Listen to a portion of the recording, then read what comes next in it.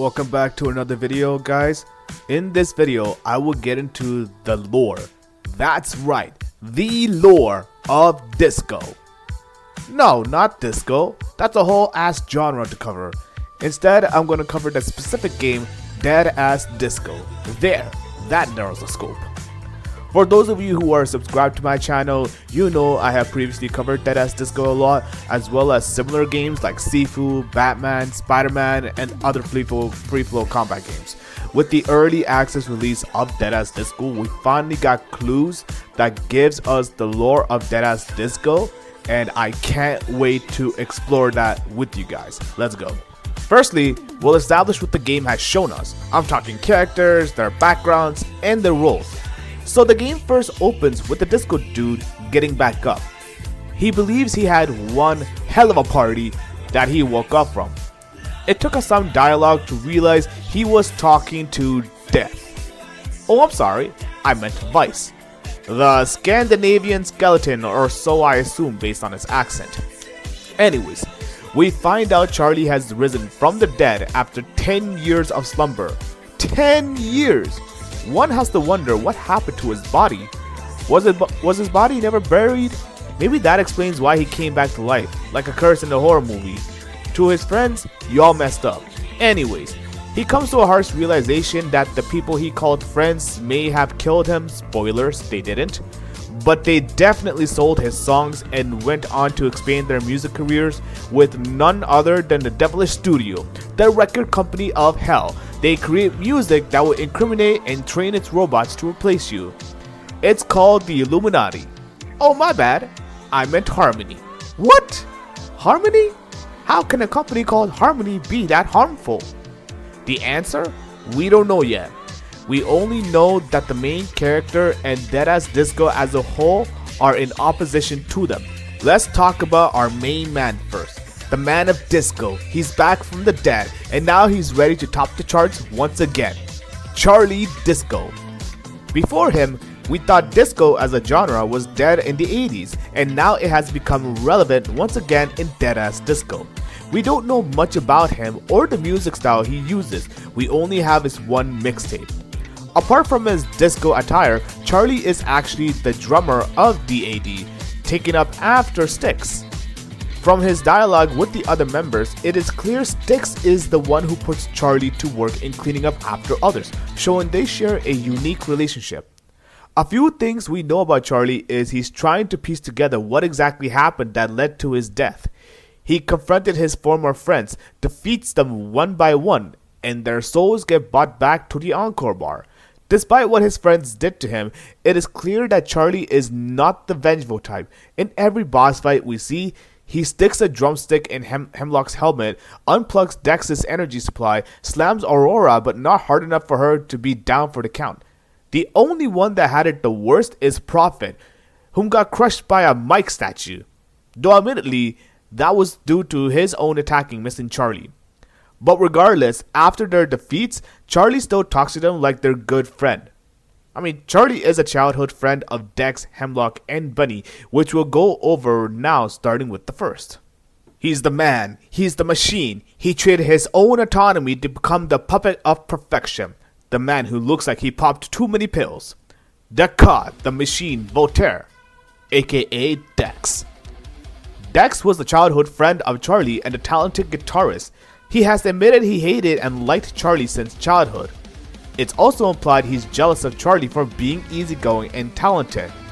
He also hates the fact that many of his hit songs were written by Charlie himself, though Charlie retorts only Dex could play the riffs he wrote.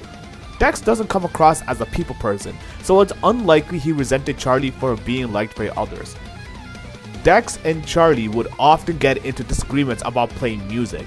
Dex is a perfectionist that never settles for being the second best. He wants to be the best of the best. Charlie is more community oriented, and he wants everyone to play together because they sound better. Dex is a slow person to let others in, and he has prejudicial thoughts regarding Arora, who is a live AI robot. However, Dex is capable of seeing the good in people at the same time, and deep down appreciates the people he has in his life. Now let's talk about the second childhood friend of Charlie's. a rebel without a cause. He's all grit and bones. He has the skull that can compete with One Piece's Brook. Hemlock. Not much is known about Hemlock's childhood, but we do know is that he's a visionary who's ambitious for change around him. Hemlock is a chaotic person that thrives off of excitement. He once programmed Arora to instill a multitude of bad habits in her. A few of them include smoking and swearing. He also has a vandal side to him, painting walls with Prophet spray cans to create his artwork, in places he shouldn't be spraying at all.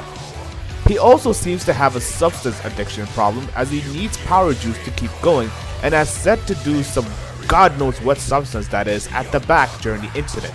Despite having this hard side, Hemlock can't seem to do anything when he's alone.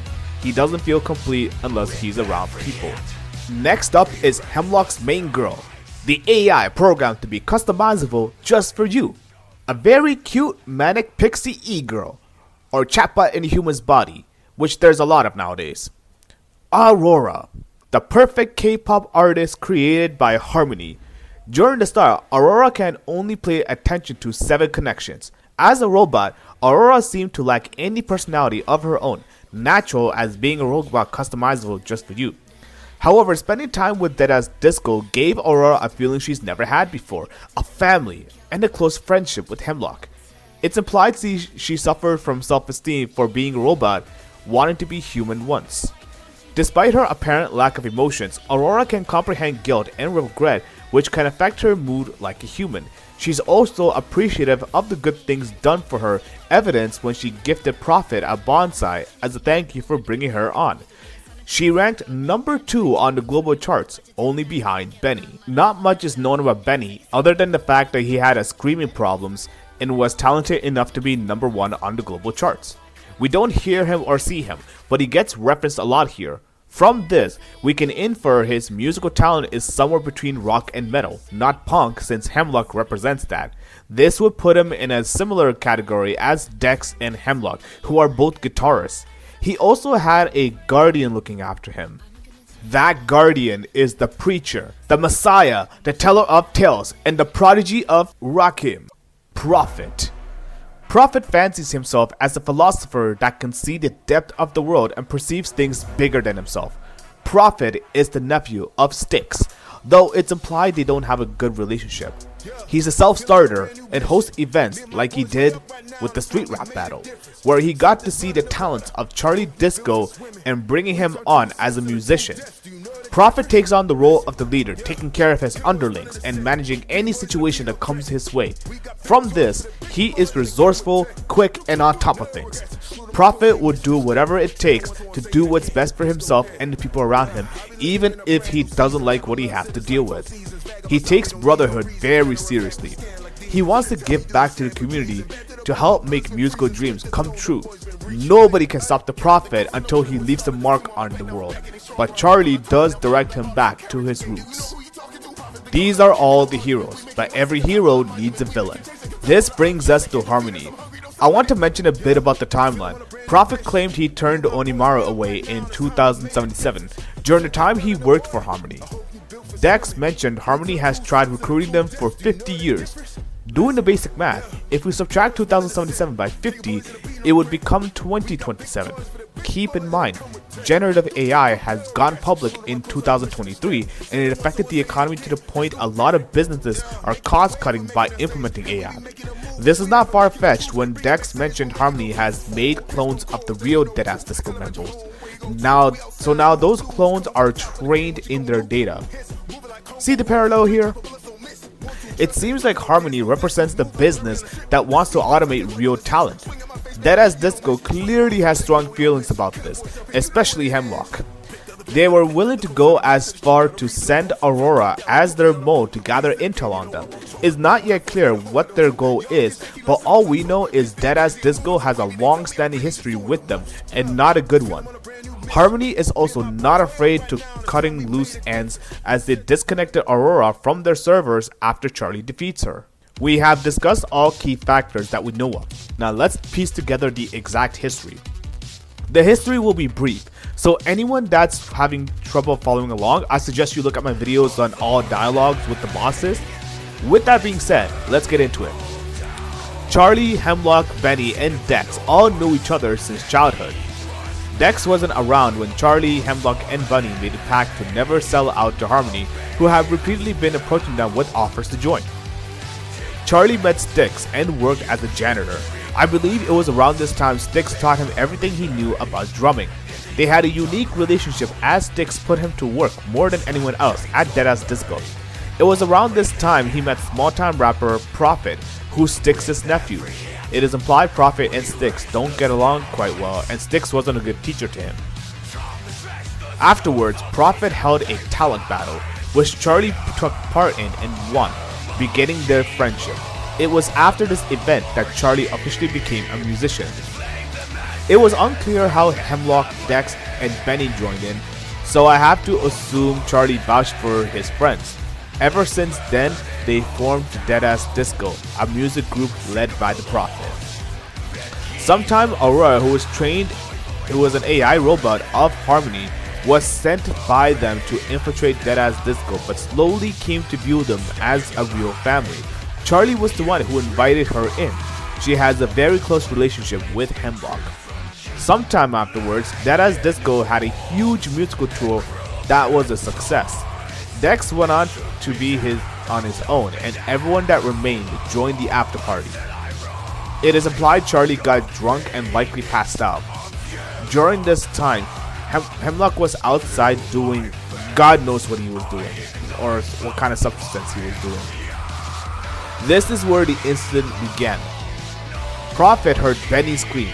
Now Benny usually screams, but he could tell this one was different. He went inside. He found Charlie dead, Benny losing his mind. Prophet couldn't believe what he saw, but he salvaged the situation. Around this time, Aurora's caretaker protocol activated, but it came with gaps and errors. Prophet took Rory offline, got the honeys outside without any traumatizing, and had to carry them out. There, he instructed Hemlock not to go inside, which Hemlock being Hemlock, he went inside anyways. Prophet has got his PR team to come take care of it and fix up stories for just about everybody just to bury the incident. During the 10 years Charlie remained dead, the remaining members of Deadass Disco tried to keep it going, but they faced some challenges along the way. Early around this time, Harmony approached them again with offers to sell Charlie's song and join them. It didn't take long until the members gave in. Considering Arora was a robot made by Harmony, she had no choice but to do what they say. In terms of the other members, Dex was the first one to sell out, Prophet being the second behind Dex.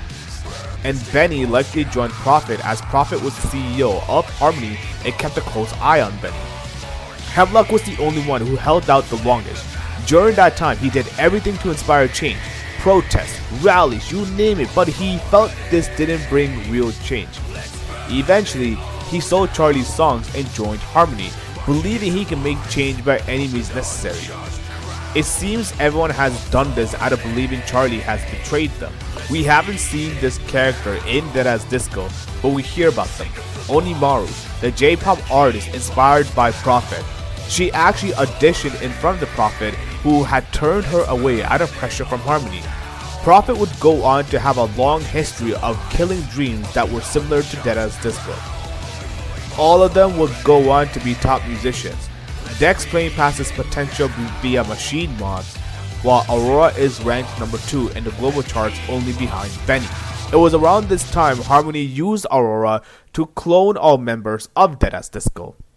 With the established history, we're now going to get into some theories as to what we might expect of the future releases of Deadass Disco.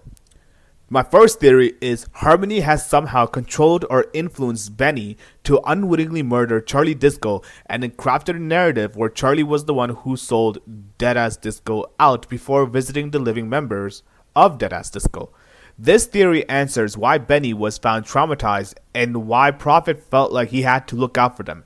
It would also explain why members of Deadass Disco would set out to Harmony and sold Charlie's song to do so. We know Harmony isn't afraid to resort to underhanded methods to get what they want, so I wouldn't see why they wouldn't be resourceful in crafting a narrative. Charlie is someone who naturally brings people together, so it's only natural that Harmony viewed him as the biggest threat and obstacle. The second theory I have is Rory, whichever name you want to use.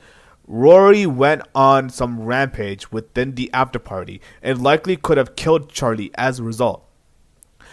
Arora activated her caretaker protocol when she saw the panic. It is unclear if this was before or after Charlie died, as Charlie mostly assumed he passed out. However, there were gaps and errors. Whatever those gaps and errors were, it likely led to a malfunctioning behaviors. It's possible Rory must have done something horrendous, something Prophet had to claim cover for. Her own memory of the event she claims is not reliable, as Prophet had to shut her down during the time of the event.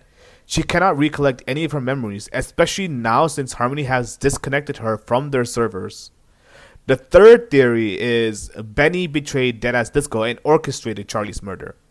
Benny seemed to be severely traumatized after what happened to Charlie, yet he's currently number 1 on the global charts, with Arora only being behind him. Prophet was an executive at Harmony, and he kept a close eye on him, thinking he was protecting the now fragile Benny. But it's funny how after that incident, it all played out to Benny's benefit. We don't know much about Benny, the type of person he was before the incident, nor his powers. All we know is that this worked out for him. It would make sense he would have an incentive if he knew certain things would end up with him on top. Those are all the theories I have. If you have any theories of your own, let me know in the comments below. I look forward to hearing them, and I'll see you on the next one. Peace.